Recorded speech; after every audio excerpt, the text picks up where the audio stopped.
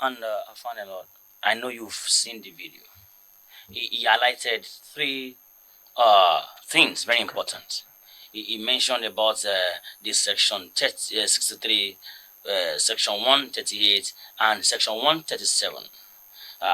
One that is worthy of importance is that of section 63, where he said that uh, it has now been ratified in the new Electoral Act 2026 that INEC can accept any ballot paper, even if it's not watermarked with their name, as long as the presiding officer certifies it.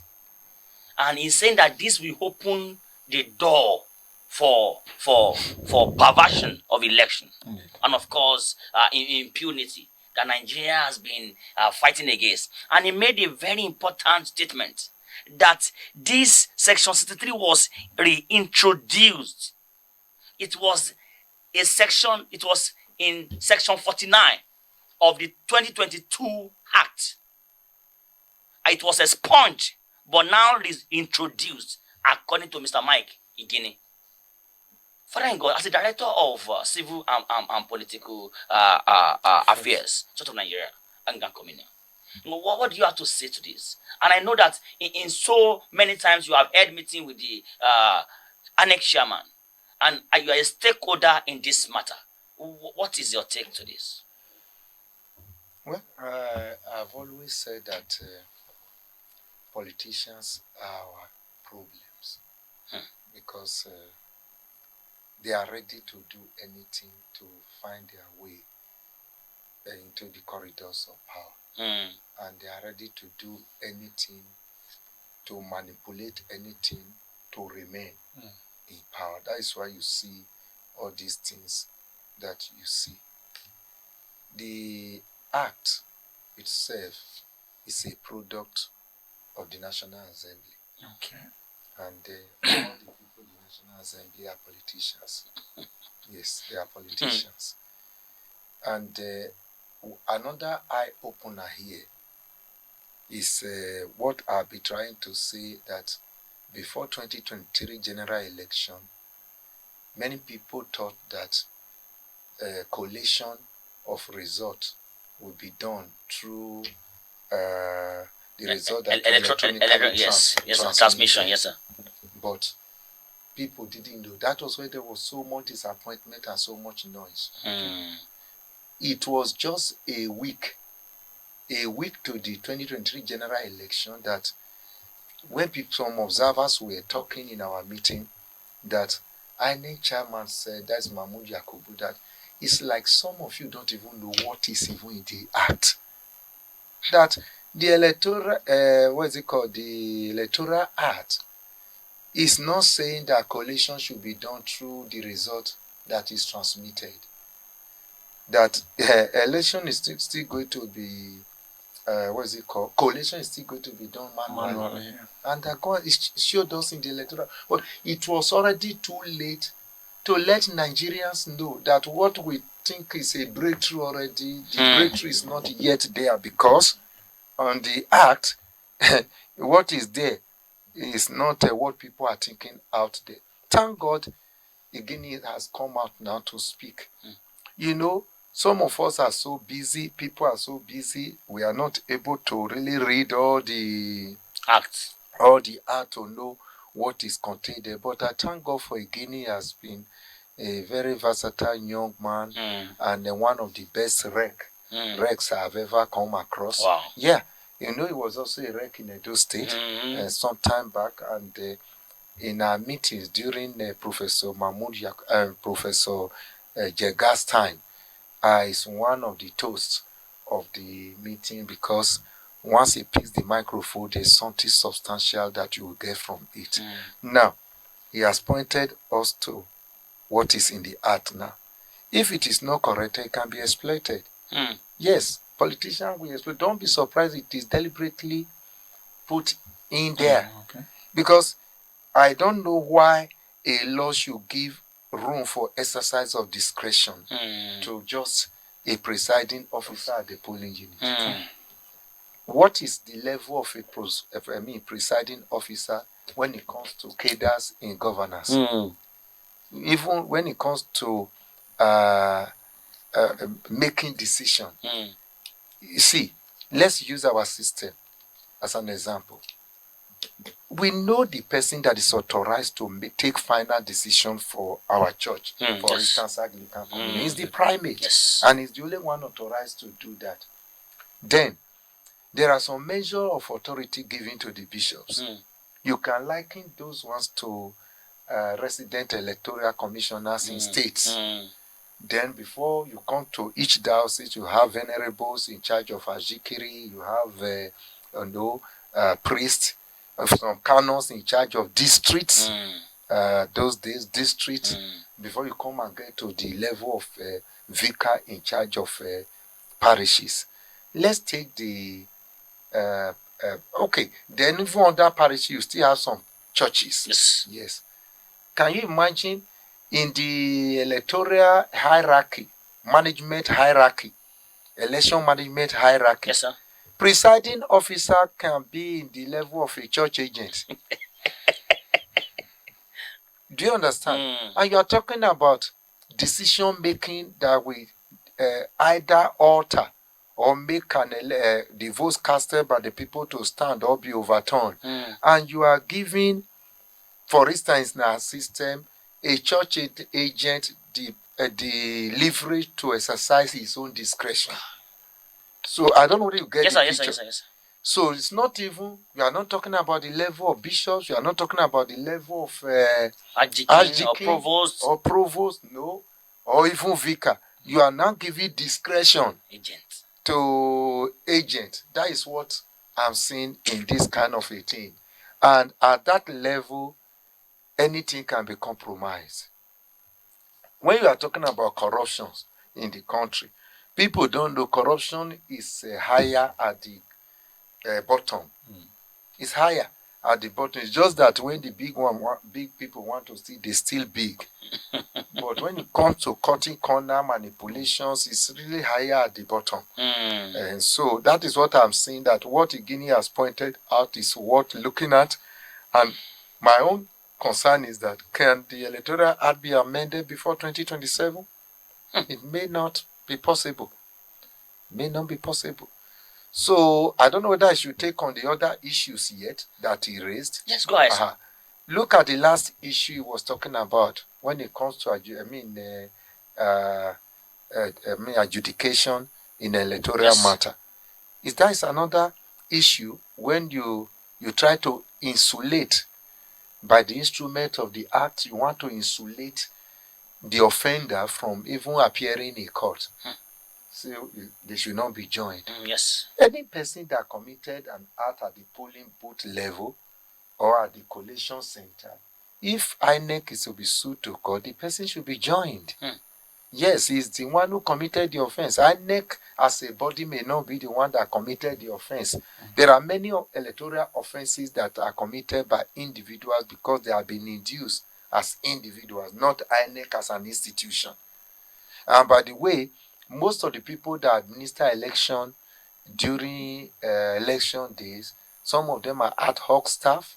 They are not even permanent staff of INEC. If you look at election day, most INEC officials serve as monitors.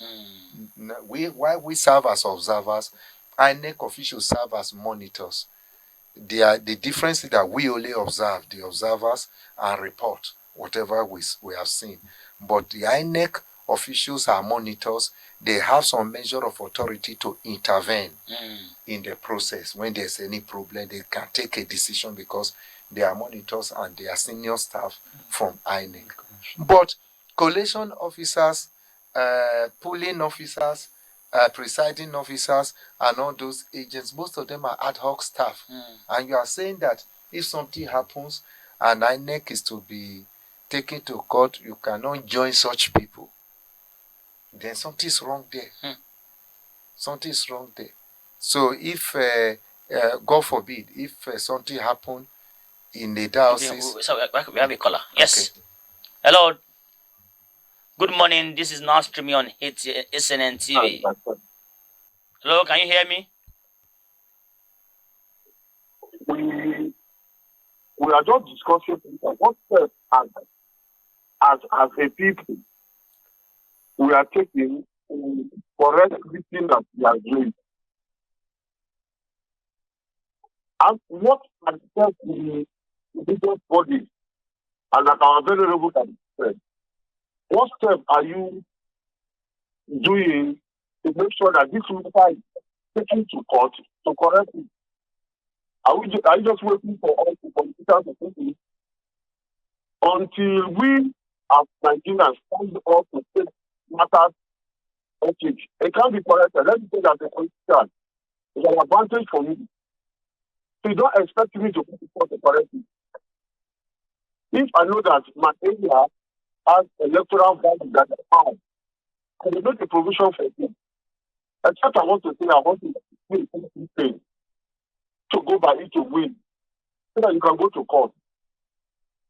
What are we doing as court or individual to correct this thing in the court before it is made? That is my question. Thank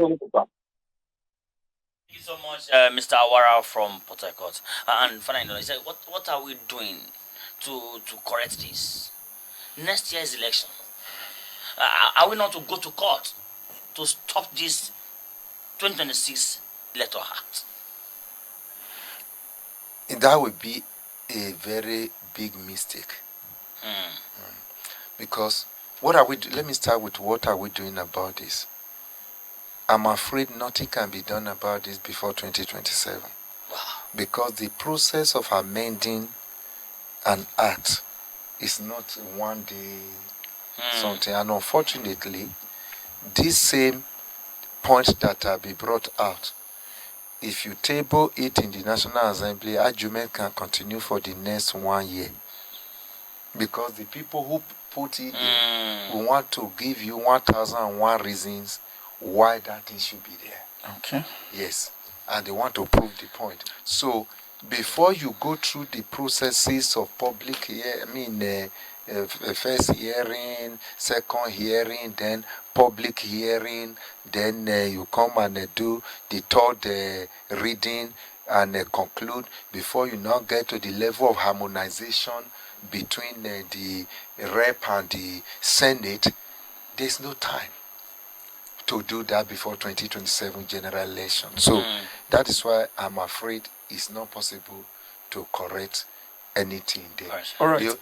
Variable, thank you so much for your insight on this issue. Let me conclude with this statement that it's good that Guinea has pointed it out so that people can watch out for what is going to happen, and if people are trying to exploit it, people can easily identify that, okay, this is what they are trying to do. All right, thank you so much indeed. You have given clarity to most of this very pressing issue, and I also want to thank God because you raised issue of those who makes this law, which is the National Assembly, and we understand that that house ought to be called the Hallowed Chamber. Unfortunately, this present National Assembly, many in so many quarters have described them to be rubber stamp. I stand to be corrected, but that is the narrative out there. Now, the question I want to ask is, before every law is passed, even in the House, there are debates that ought to go on. And then you have it that we have oppositions who stands to be minority in the House. Were they sleeping? How did this actually slip past them? And I've been in the comment section of where Guinea have said a whole lot, the comment section that, of the video we wrote. And so many persons are also asking, where was Guinea when Amupitan was made the INEC chairman? Where was Guinea? That Guinea will have emerged. Yes. Okay, that is the point. Yes. Okay, that they would have appointed a person like Guinea. Yes. Don't forget, that is one of the biggest challenges we are having today in Nigeria, where you leave the appointment of an independent body of this nature in the hand of the president. Until that problem is resolved, there's nothing any person can do. You know, it's like what we were talking about, the point he raised about an official, presiding officer exercising his discretion. The Constitution gives Mr. President to exercise discretion on who he should nominate to any office in Nigeria. And that is a big challenge. Igini was not nominated. And you cannot fault Mr. President for that because he nominated the person he knows and the person he wants. All right. And it is the people that were nominated that will be cleared. I wish the independence of INEC is elevated to the level where you and I, Igini and any person can apply. Okay. And we are properly screened. And they get the best out of the lot. Okay. And simply forward the person that is taken for Mr. President to endorse. So when you go through that route, people like Igini will appear. But I can tell you, with Nigeria system, people like Igini can never be an chairman. It will be very extremely difficult because the people knows him to be a person who is who will not easily be compromised and who is truthful, and so it's going to be a difficult thing to have him there. All right, the place of opposition, the last one. Now, talking about the place of opposition, there's a lot of power play and there's a lot of lobbying when it comes to passing the law in the National Assembly. Do you know the number of, even the people you call opposition, do you know the number that have crossed carpet since? So they talk about, in politics, they talk about permanent interest. They have their permanent interest is what favors them. Now, as that something is being passed, there are some people in opposition who may have observed it, but they already know that very soon they are going to cross carpet to the ruling party, and so decide to keep quiet. Some of them are lobbied to say keep quiet now, take this and keep quiet. And they keep quiet. That is politics for you. And why would they accept that? Because the person knows he needs something to mobilize for the next election and they also need support. So that is human beings for you anywhere you find them. And I can tell you also, some of them are genuinely too busy. You need to go to National Assembly and see how busy these people are. Some of them are not resting.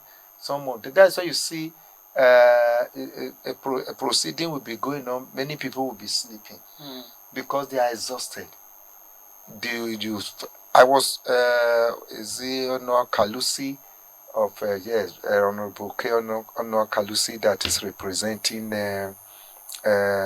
Oshodi area in Lagos. We were interacting 2 weeks ago, and I was surprised to see the number of committees that he functioned in, and you begin to wonder how can somebody be this loaded and will still be able to have time to read line by line. Electoral.